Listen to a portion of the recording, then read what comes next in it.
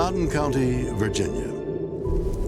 Treasure hunter Brian Cerniglia scours farms, fields, and former battlegrounds of the American Civil War, searching for lost pieces of 19th century history.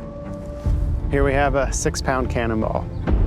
Brian and others have managed to find all kinds of historic Civil War artifacts, from simple buttons and buckles to objects of remarkable value. I've been hunting for Civil War relics almost my entire life. The passion for history and the search for the unknown constantly drives me to pick up a metal detector and get out and explore.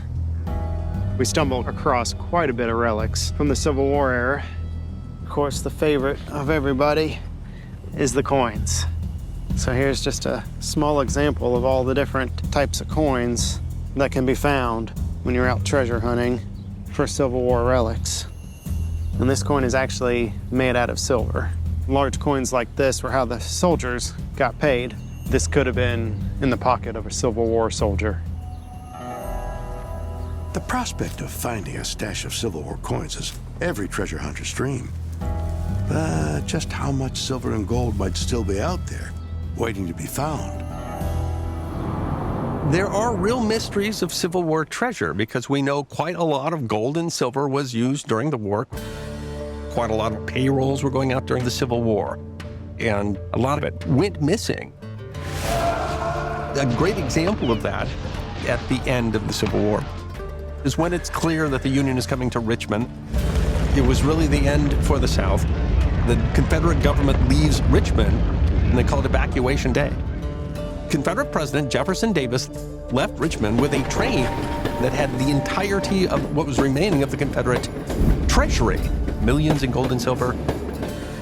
And 6 weeks later, when he's captured, he's got essentially a few dollars in his pocket.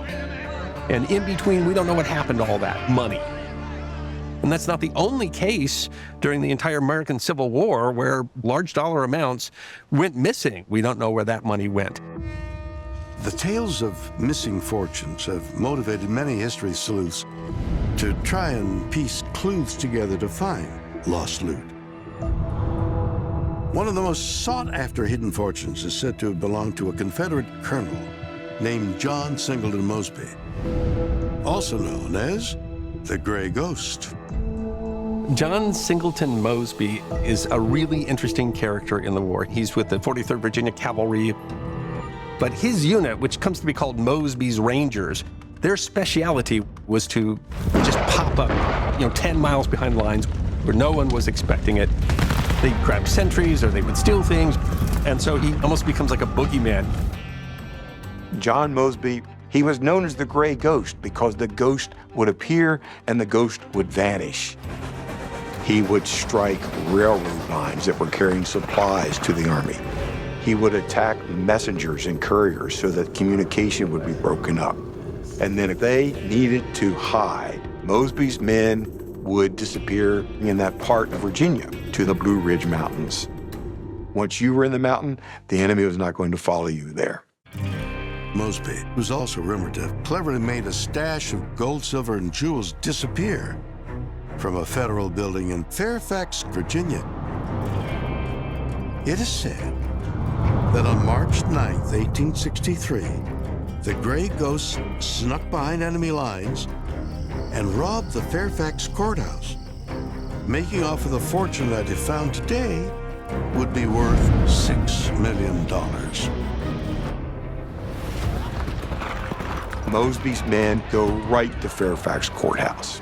Mosby sends parties out to capture horses and officers associated with the Union Army. But then he discovers something.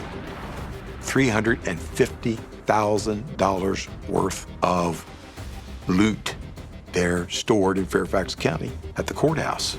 So the story goes, he decides to bury it. And so in the darkness, somewhere in Virginia, between Fairfax Courthouse and Centerville, there Mosby buries the loot.